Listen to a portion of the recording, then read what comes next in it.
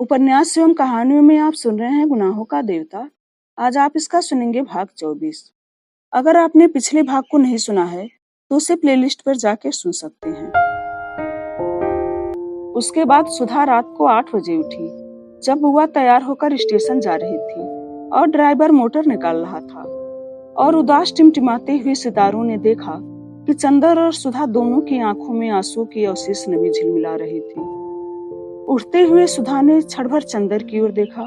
चंदर ने सिर झुका लिया और बहुत उदास आवाज में कहा, चलो सुधा, बहुत देर कर दी हम लोगों ने।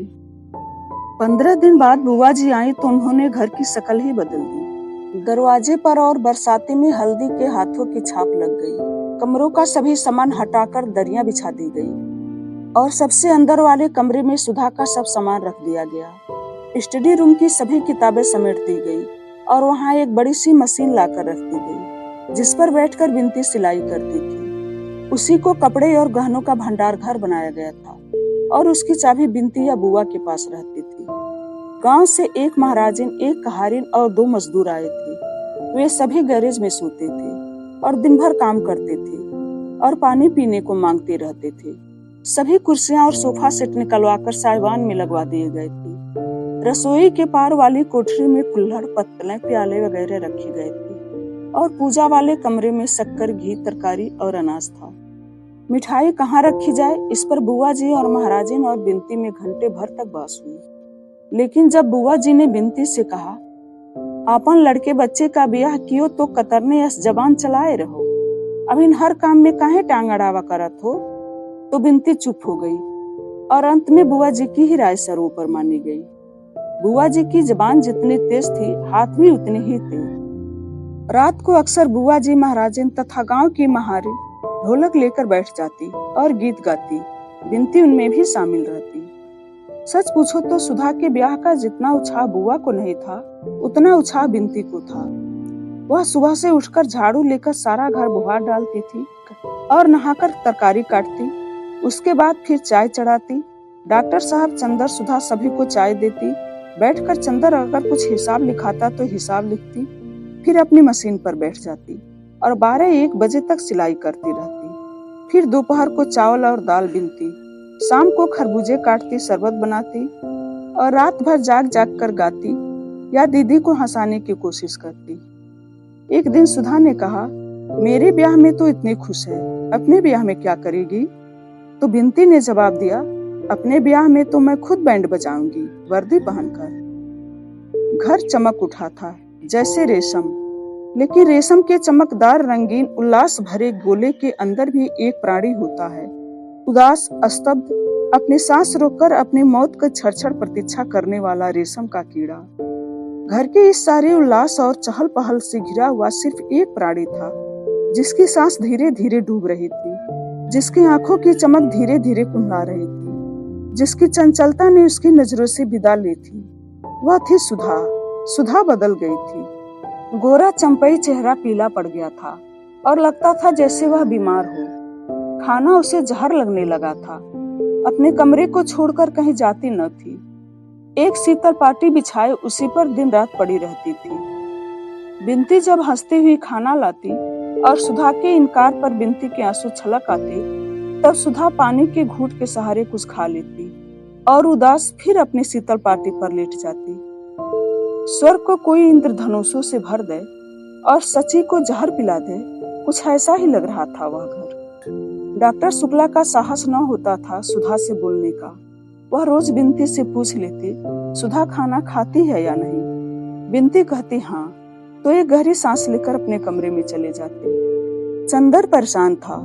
उसने इतना काम शायद कभी भी न किया हो अपनी जिंदगी में। सुनार के यहाँ, कपड़े वाले के यहाँ, फिर राशनगिन अफसर के यहाँ, पुलिस बैंड ठीक कराने पुलिस लाइंस, अर्जी देने मजिस्ट्रेट के यहाँ, रुपया निकालने बैंक, सामियाने का इंतजाम, पलंग कुर्सी वगैरह का इंतजाम, खाने परोसने के बर्तनों का इंतजाम और जाने क्या क्या। और जब बुरी तरह थक कर आता जेठ की तपती हुई दोपहरी में, तब बिनती आकर बताती, सुधा ने आज फिर कुछ नहीं खाया, तो उसका मन होता वह सिर पटक पटक दे। वह सुधा के पास जाता। सुधा आंसू पोंछकर बैठती, एक टूटी फूटी मुस्कान से चंदर का स्वागत करती और चंदर उससे पूछता, खाती क्यों नहीं? खाती तो हूँ चंदर, इससे ज्यादा गर्मियों में मैंने कभी नहीं खाई थी, सुधा कहती, और इतने दृढ़ स्वर से कि चंदर से कुछ प्रतिवाद करते नहीं बनता। अब बाहरी काम लगभग समाप्त हो गए थे। वैसे तो सभी जगह हल्दी छिड़ककर पत्र रवाना किए जा चुके थे, लेकिन निमंत्रण पत्र भी बहुत सुंदर छप कर आए थे। हालांकि कुछ देर हो गई थी, ब्याह को अब कुछ 7 दिन बचे थे। चंदर सुबह 10 बजे एक डिब्बे में निमंत्रण पत्र और लिफाफा भरे हुए आया और स्टडी रूम में बैठ गया। बिनती बैठी हुई कुछ सिल रही थी। सुधा कहाँ है? उसे बुला लाओ। सुधा आई। सूजी आंखें, सूजे होठ, रूखे बाल, मैली धोती, निष्प्राण चेहरा और बीमार चाल, हाथ में पंखा लिए थी। आई और चंदर के पास बैठ गई। कहो, क्या कराए चंदर? अब कितना इंतजाम बाकी है? अब सब हो गया सुधा रानी, आज तो पैर जवाब दे रहे हैं। साइकिल चलाते चलाते पैर में जैसे गांठें पड़ गई हो। चंदर ने कार्ड फैलाते हुए कहा, शादी तुम्हारी होगी और जान मेरी निकली जा रही है मेहनत से। हाँ चंदर, इतना उत्साह तो और किसी को नहीं है मेरी शादी का, सुधा ने कहा और बहुत दुलार से बोली, लाओ पैर दबा दो तुम्हारे। अरे पागल हो गई? चंदर ने अपने पैर उठाकर ऊपर रख लिए। हाँ चंदर, गहरी सांस लेते हुए सुधा बोली, अब मेरा अधिकार भी क्या है तुम्हारे पैर छूने का? क्षमा करना, मैं भूल गई थी मैं पुरानी सुधा नहीं हूँ। और टप से 2 आंसू गिर पड़े। सुधा ने पंखे की ओट कर आंखें पोंछ ली। तुम तो बुरा मान गई सुधा, चंदर ने पैर नीचे रखते हुए कहा। नहीं चंदर, अब बुरा भला मानने के दिन बीत गए। अब गैरों की बात का भी बुरा भला नहीं मान पाऊंगी, फिर घर के लोगों की बातों का बुरा भला क्या? छोड़ो ये सब बातें। ये क्या निमंत्रण पत्र छपा है, देखें। चंदर ने एक निमंत्रण पत्र उठाया, उसे लिफाफे में भरकर उस पर सुधा का नाम लिखकर कहा, लो हमारी सुधा का ब्याह है, आइएगा जरूर। सुधा ने निमंत्रण पत्र ले लिया। अच्छा, एक फीकी हंसी हंसकर बोली, अच्छा अगर हमारे पतिदेव ने आज्ञा दी तो आऊंगी आपके यहाँ। उनका भी नाम लिख दीजिए वरना बुरा मान जाएंगे। और सुधा उठ खड़ी हुई। कहाँ चली? चंदर ने पूछा। यहाँ बहुत रोशनी है, मुझे अपना अंधेरा कमरा ही अच्छा लगता है, सुधा बोली। चलो बिनती, वहीं कार्ड ले चलो, चंदर ने कहा। आओ सुधा, आज कार्ड लिखते जाएंगे, तुमसे बातें करते जाएंगे। जिंदगी देखो सुधी, आज 15 दिन से तुमसे 2 मिनट बैठकर बातें भी न कर सकी। अब क्या करना है चंदर? जैसा कर रहे हो वैसा तो कर रही हूँ। अभी कुछ और बाकी है क्या? बता दो, अभी कर डालूं। अब तो रो पीट कर ऊंचा बनना ही है। बिनती ने कार्ड समेटे तो सुधा डांट कर बोली, रख इसे यहीं, चली उठा के, बड़ी चंदर की आज्ञाकारी बनी है। ये भी हमारी जान की ग्राहक हो गई है। अब हमारे कमरे में लाई ये सब तो टांगे तोड़ दूंगी, पाजी कहीं की। बिनती ने कार्ड धर दिए। नौकर ने आकर कहा, बाबूजी कुम्हार अपना हिसाब मांगता है। अच्छा, अभी आया सुधा, और चंदर चला गया। और इस तरह दिन बीत रहे थे। शादी नजदीक आती जा रही थी और सभी का सहारा एक दूसरे से छूटता जा रहा था। सुधा के मन पर जो कुछ भी धीरे धीरे मरघट की उदासी की तरह बैठता जा रहा था, और चंदर अपने प्यार से, अपनी मुस्कानों से, अपने आंसुओं से धो देने के लिए व्याकुल हो उठा था। लेकिन यह जिंदगी थी जहाँ प्यार हार जाता है, मुस्कानें हार जाती हैं, आंसू हार जाते हैं। तस्तरी प्याले, कुल्हड़ पत्तलें, कालीने दरिया और बाजे जीत जाते हैं। जहाँ अपनी जिंदगी की प्रेरणा मूर्ति के आंसू गिनने के बजाय कुल्हड़ और प्याले गिनवा कर रखने पड़ते हैं, और जहाँ किसी की आत्मा की उदासी को अपने आंसुओं से धोने के बजाय पतले धुलवाना ज्यादा महत्वपूर्ण होता है। जहाँ भावना और अंतर्द्वंद के सारे तूफान सुनार और बिजली वालों की बातों में डूब जाते हैं, और जहाँ 2 आंसुओं में डूबते हुए व्यक्तियों की पुकार सहनाइयों की आवाजों में डूब जाती है। और जिस वक्त की आदमी के हृदय का कड़कड़ छत बिछत हो जाता है, जिस वक्त उसकी नसों के सितारे टूटते हैं, जिस वक्त उसके माथे पर आग धधकती है, जिस वक्त उसके सिर से आसमान और पांव तले से धरती हट जाती है, उस वक्त उसे शादी की साड़ियों का मोल तोल करना पड़ता है और बाजे वाले को एडवांस देना पड़ता है। ऐसी थी उस वक्त चंदर की जिंदगी। और उस जिंदगी ने अपना चक्र पूरी तरह चला दिया था। करोड़ों तूफान घुमड़ाते हुए उसे नचा रहे थे और वह एक क्षण भी कहीं नहीं टिक पाता था।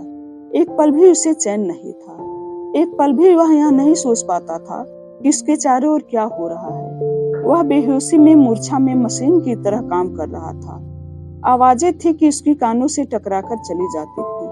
आंसू थे कि को छू नहीं पाते थे। चक्र उसे फंसाकर बांधे ले जा रहा था। बिजली से भी ज्यादा तेज, प्रलय से भी ज्यादा सशक्त वह खींचा जा रहा था। सिर्फ एक और, शादी का एक दिन। सुधा ने नथुनी पहनी, उसे नहीं मालूम। सुधा ने कोरे कपड़े पहने, उसे नहीं मालूम। सुधा ने चूड़े पहने, उसे नहीं मालूम।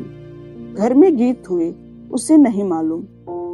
सुधा ने चूल्हा फूंकते वक्त अपना सिर पटक दिया, उसे नहीं मालूम। वह व्यक्ति नहीं था, तूफान में उड़ता हुआ एक पीला पत्ता था जो वात्या चक्र में उलझ गया था और झोंके उसे नचाते जा रहे थे। और उसे होश आया तब जब बिनती जबरदस्ती उसका हाथ पकड़कर खींच ले गई। बारात आने की एक दिन पहले उस छत पर जहां सुधा रो रही थी, चंदर को ढकेल कर चली आई। चंदर के सामने सुधा थी, सुधा जिससे वह बचना चाहता था, अपनी आत्मा के संघर्षों से, अपने अंतःकरण के घावों की कसक से घबराकर, जैसे कोई आदमी एकांत कमरे में भागकर भीड़ में मिल जाना चाहता है, भीड़ के निरर्थक शोर में अपने को खो देना चाहता है, बाहर के शोर से अंदर का तूफान भुला देना चाहता है। उसी तरह चंदर पिछले हफ्ते सब कुछ भूल गया था। गुनाहों का देवता यहीं खत्म होता है। अगले वीडियो में फिर मिलेंगे। धन्यवाद।